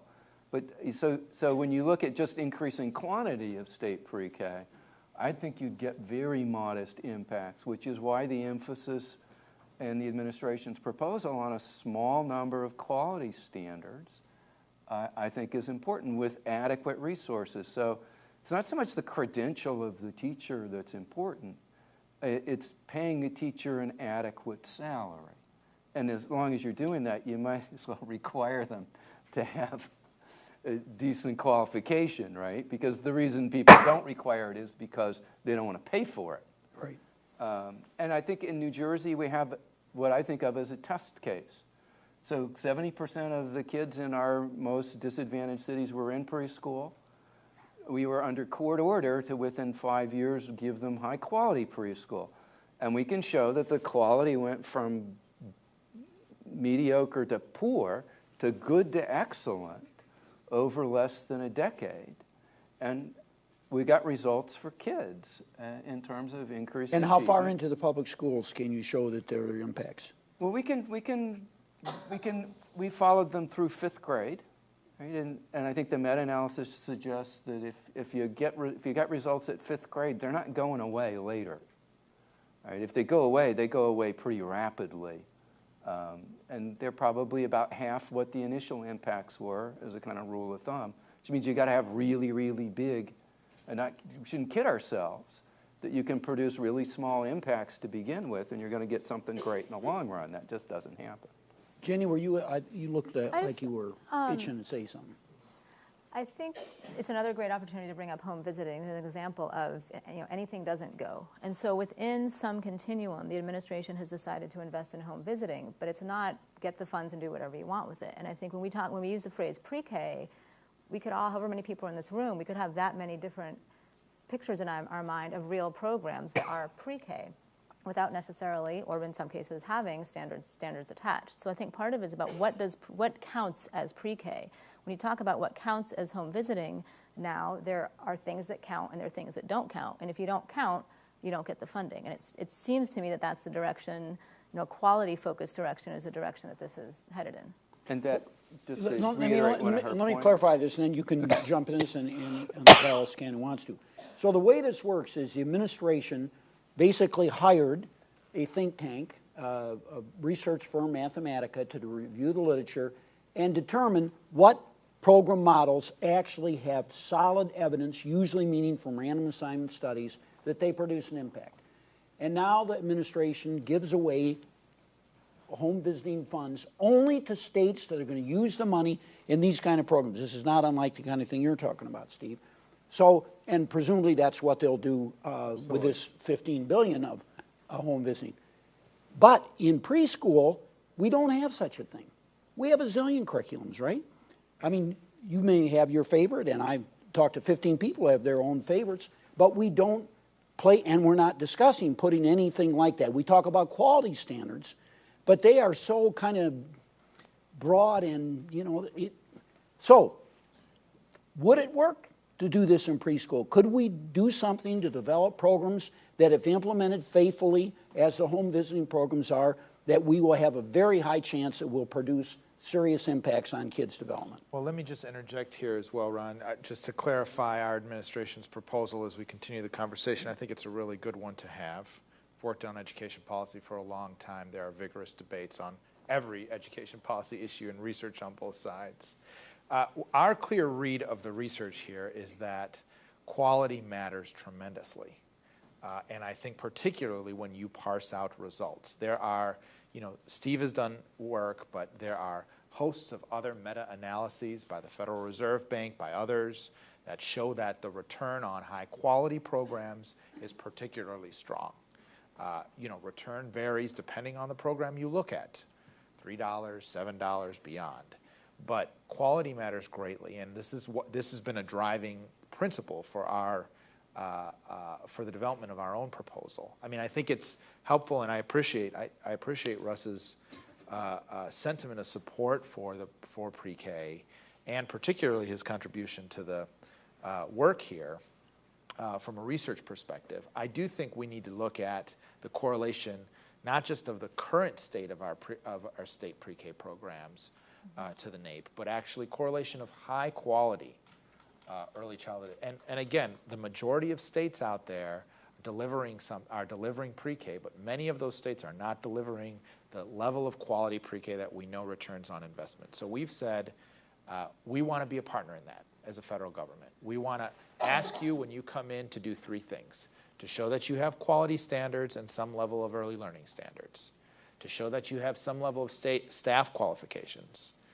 and to show that you have some ability to link your preschool system and data system to the broader K-12 system. Beyond that, moving forward, we want to ask you to do some pretty specific things with respect to the federal investment that would be made. And that is to make sure that you have staff ratios that are going to be adequate to make sure you're getting a high-quality environment for children. Make sure you're delivering a full day of service.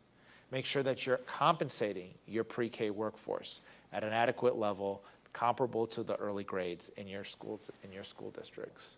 To make sure that you're implementing an evidence-based pre-K curricula. And again, we're not going to make that determination, but there are plenty of folks out there that have looked at the curricula across these programs and know what is real teaching and learning from what is babysitting in certain perspectives. To make sure that we're doing more to provide comprehensive levels of services for our low-income children in pre-K, right? Because we know that the vision, the health, the screening, the social and emotional investments matter greatly as well, and contribute to learning. And there, you know, several other standards on top of that. Those are the types of standards we'd ask states to implement moving forward with our investment, and we'd provide a set-aside of our investment to states to improve the quality of their existing slots, of their existing programs that are currently reaching children. So let me broaden the question then from one of, we're going to say there are 8 curriculums and you have to use one of those, to something much broader, which is all the requirements that you're putting in order to get the money, state standards, standards for teachers and so forth. Will that work? Is that going to increase the average quality of child care? First, audience, I think there's no question every study that's ever been done shows this huge range of quality. And I would say the most reasonable interpretation of the National Head Start findings that Russ summarized so nicely is that the programs are just incredibly diverse. Some of them are probably very good and others aren't, and they wash out on average. So it's hard to bring up a whole network of programs throughout the whole country. Is what the administration's proposing going to do it? Well, New Jersey did it, right, with 50,000 kids under court order. And I think that you talked about implementation. Right. There is a lot that we don't know. The things that are in the administration's plan, I think, are probably necessary, but not sufficient. And that's why the coaching piece of this, right? So they didn't forget about it has to be well implemented. That's really important. And having a continuous improvement system in place, which we did in New Jersey, where you track the quality. Is it getting better year by year? Is it getting better in language and literacy, in math, in science, not just in one particular area? Are we supporting children's social and emotional development? And personally, I'm not against tracking the kids' test scores at kindergarten entry as a way to keep not testing every kid, right? But tracking how our system is performing based on children's performance on standardized assessments as part of it, and using that information together with the rest of the information to figure out what do we need to do to make sure it really is quality and we're not just having high standards and spending money. So we spend $75 billion, and you're feeling we're moving in the right direction. This is the right thing to do, but it's not enough yet. You agree with that, Russ and Jenny? Well, look, I've developed a high degree of caution and skepticism about evidence, about efforts from Washington to take what people think is known from science and drive that into program implementation around the country. We saw that famously with a No Child Left Behind program called Reading First that was, I think, based on the best evidence at the time on what children needed to get ready to read, and had, so far as we could determine, no positive impact on reading achievement at 4th grade. I'd be much more comfortable here that we would get where we all want to go if what the federal government would do is not provide 10 things the states have to do to get this money, but rather require states, if they accept the money, to carefully monitor progress and demonstrate that kids are showing up in kindergarten and first and second grade in much better shape than they were prior to the receipt of the money, and provide all the technical assistance that is possible to help states to help themselves to do a better job. I think that's politically viable and is in the end more likely to work, because once the federal government starts mucking around in this stuff and makes a mistake, it's very difficult to fix it. And so allowing variation at the state level, more options to proceed, tied to accountability for results, but not accountability for process, is the better way to go, in my view. So that's, I'd call that radically different than what the administration is proposing. In terms of the means, but not the ends. I think we very much agree on that. No, I know. I would say, we do need to have accountability for results, and I agree with that. And, you heard our secretary say, and this is his mantra across the panoply of programs that we administer, tight on goals and loose on means. As I said earlier, we don't want a one-size-fits-all approach here, because we have a diversity in approach across the states that we feel is informative and important, and our approach here and our perspective is to be an accelerant with the states in reaching additional children and bringing them into a level of high-quality service. I think we need to be focused on results, but we would require monitoring of programs closely, but we need to have some guideposts along the way there that make sure that our investment is not a block grant. We have a block grant in early childhood education. It's a child care block grant. And we're not reaching the number of children we need with that block grant, and we're also not, we're struggling, at $1 billion a year in investment there in raising the quality of that system. So, and so we believe we need to strike an appropriate balance here of codifying the right standards that we know research and science has shown is highly correlated to quality environments for children. But providing flexibility in terms of how to implement those standards and focusing on the outcomes, particularly at that kindergarten entry point. So, Linda, you going to run this if it passes? They're going to send you all this money? Does it sound good to you? It sounds good to me.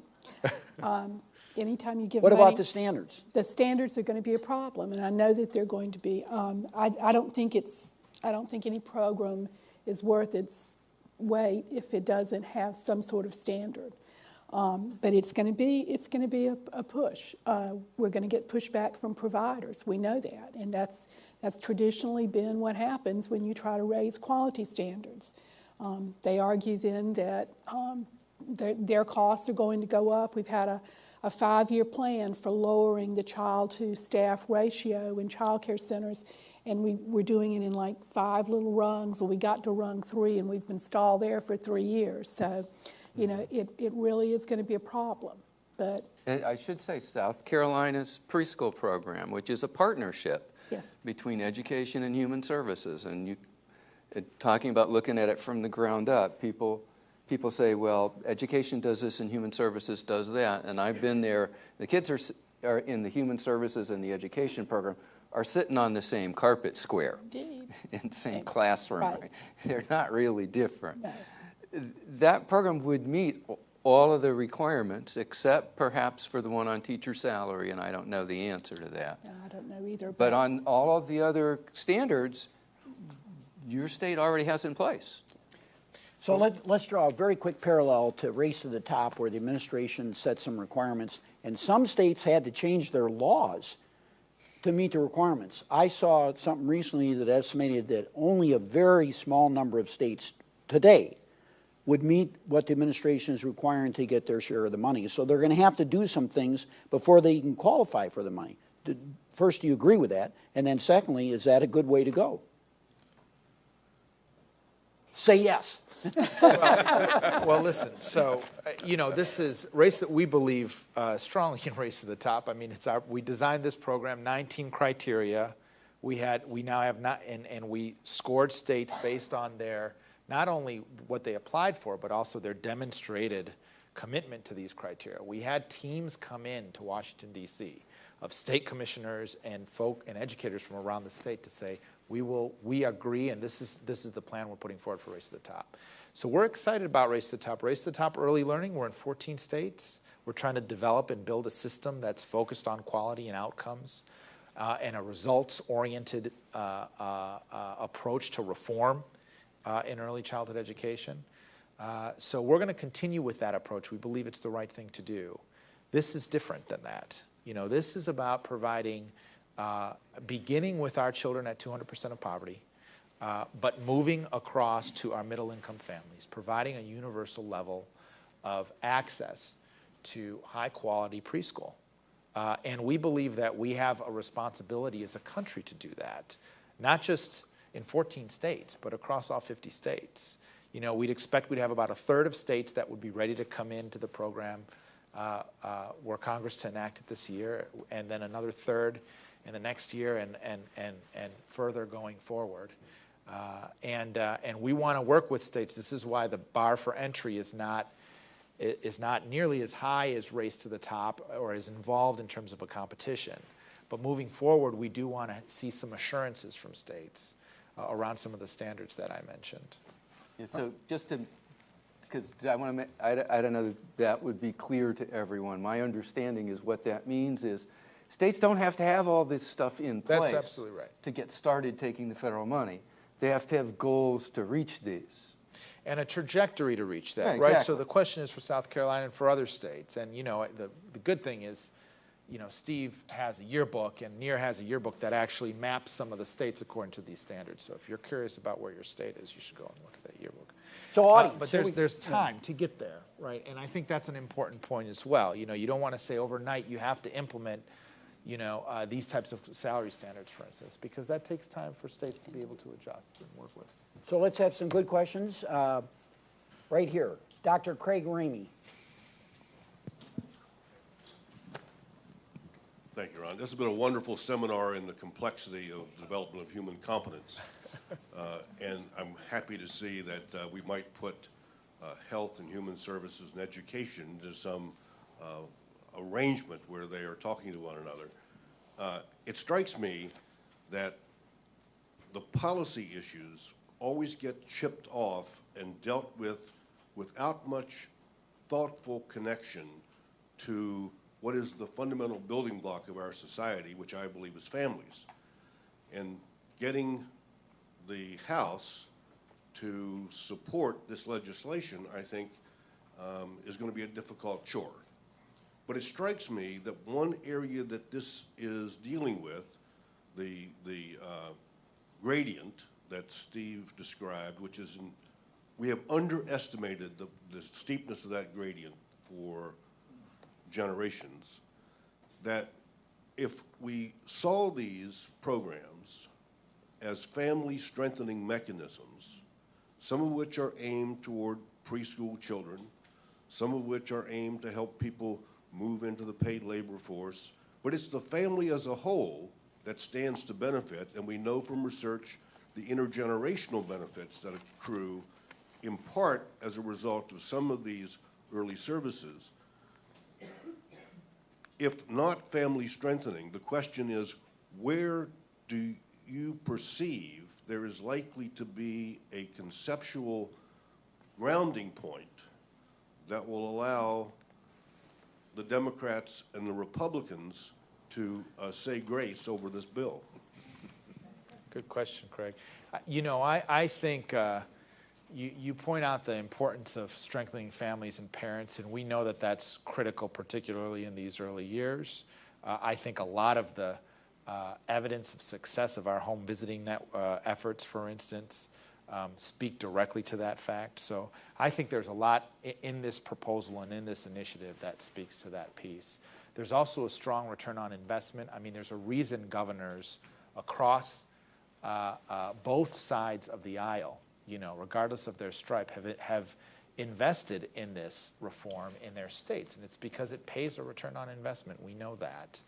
But ultimately, our ability to move this forward in Congress, we are going to appeal to the interests in Congress of all of the benefits of this work on a policy basis.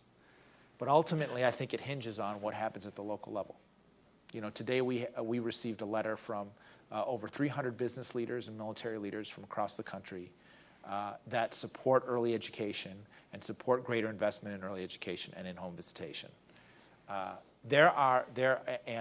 We know that there's support at the local level, from business leaders, from folks in the military, from our education corners, from local municipalities who've passed bond measures to deliver this type of pre-K opportunity in their respective communities.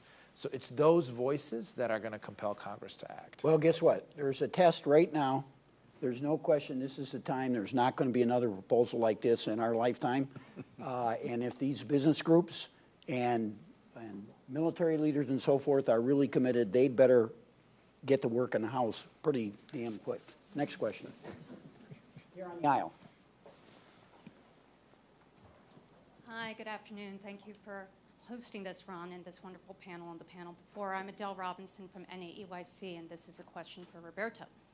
And it's something that Dr. Owens and Dr. Barnett touched on, but we didn't really explore, which is, and I want to start with, NAEYC is in favor of standards. We are a standard setter for high quality conditions for learning and for teacher preparation standards across BA, AA, and the like.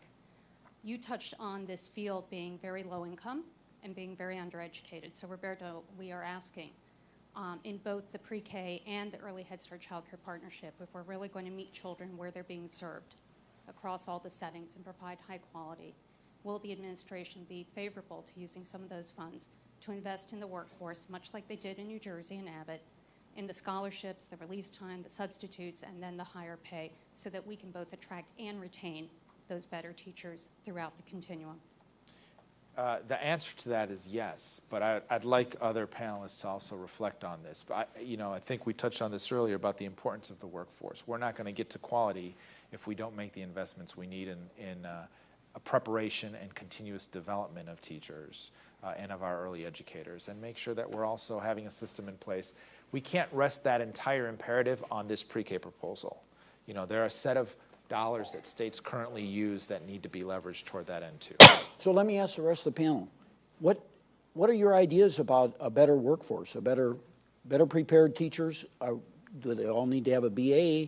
What should we do to upgrade the talent out there that's teaching the kids, Jenny?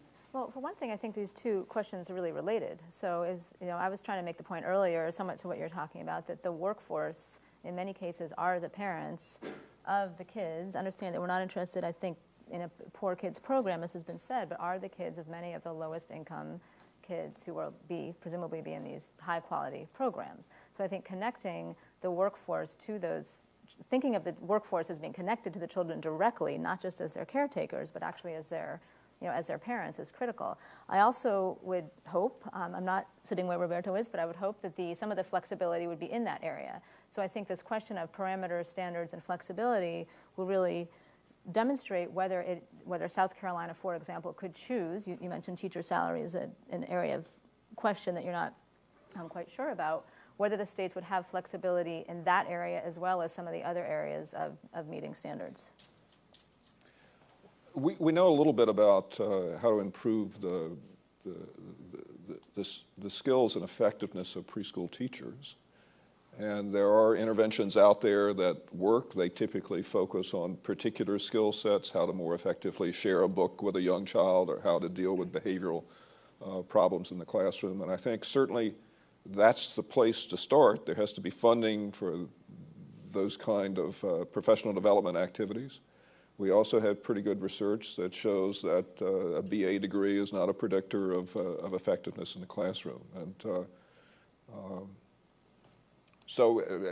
And we also know the general skill level is pretty low. And so an argument can be made that requiring the BA and paying at the teacher level at least assures a level of verbal skills that's probably higher than the typical workforce has today. But it's a very expensive way to get to that goal. I mean, the other reality here is as you drive up the cost, even if they are correlated with quality, you will at least at the outset drive down access.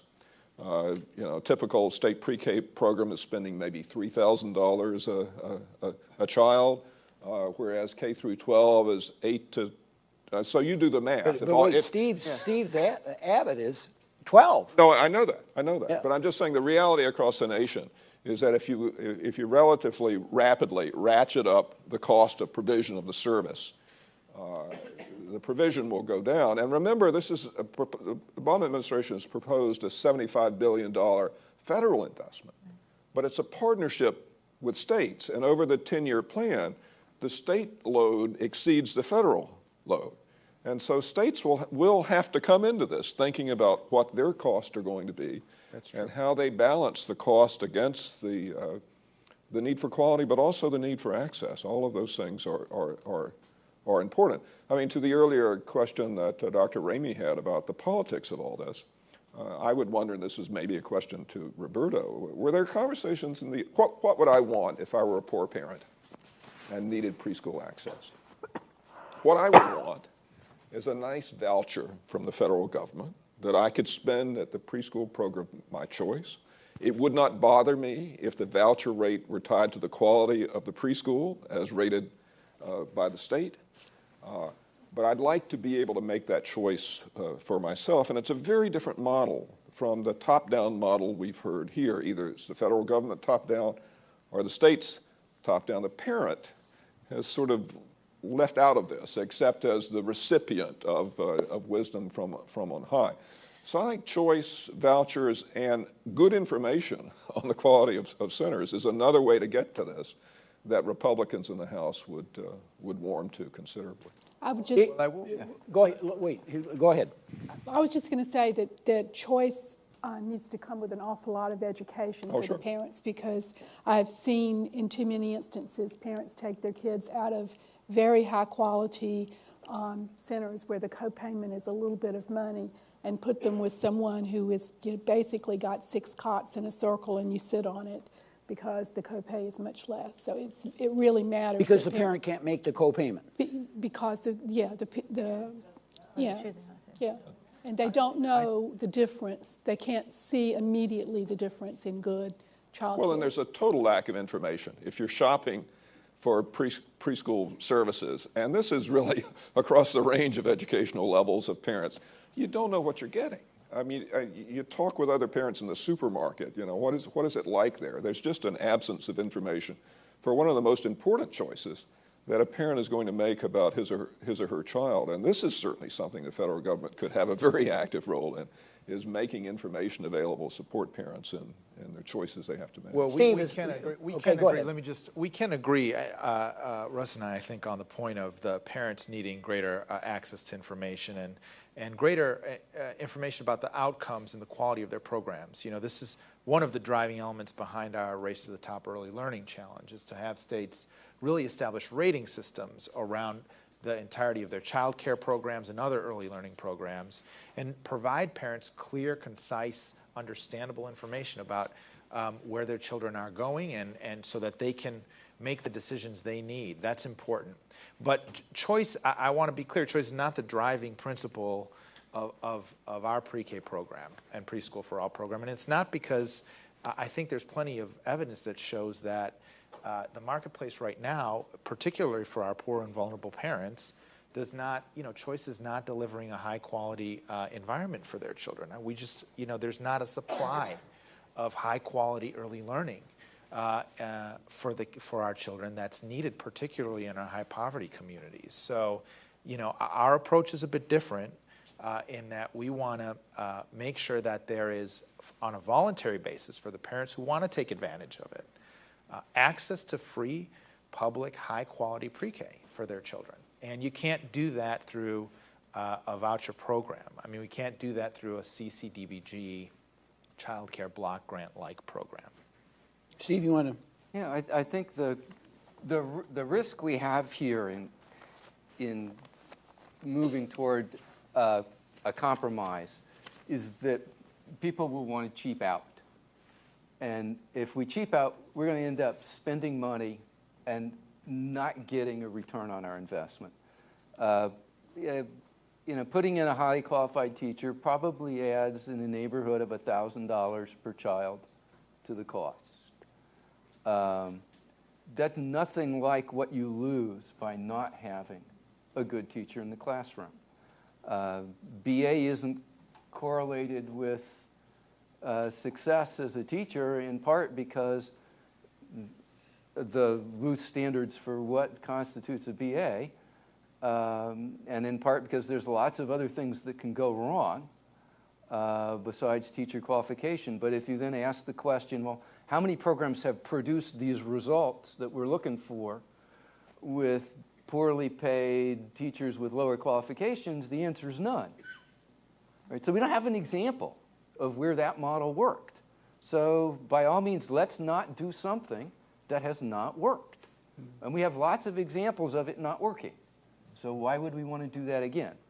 The voucher model, I think, has two weaknesses. One is that you have parents spending somebody else's money for, let's face it, part of the reason we're interested in doing this is because the benefits to the rest of us, not just for their kids. And they have no incentive from purely economic perspective to take those into account, in particular when they're spending somebody else's money.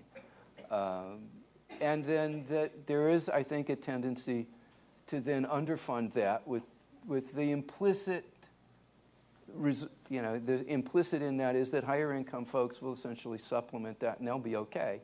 But poor people are the ones in Florida stuck with the $2,400 preschool voucher. That's right. So we got models of this. It's not just the child care voucher program, which may actually endanger kids. But we have examples of this in preschool. You better not testify in the House and say that parent choice endangers kids, because they'll run you out of the place. One last question. Over here. Good afternoon. My name is Almeda Keys, and I'm an executive director here in Washington, D.C. at the Edward C. Mazik Parent-Child Center, which is a Head Start, early Head Start program. And I've been hearing about the benefits and investments, and all of the dialogue has been very good. Thank you for inviting me. But I want to stand up today as an example of the investment and as an example of the return, because I'm a former Head Start parent. And I want to say that when you put the right supports in place for families, that families, and I can answer what poor families want, because I was there. Families want to, first of all, believe that you're coming to them with a program that is real, that you really care, and that you're thinking about the comprehensive services that they need to address the needs of their children.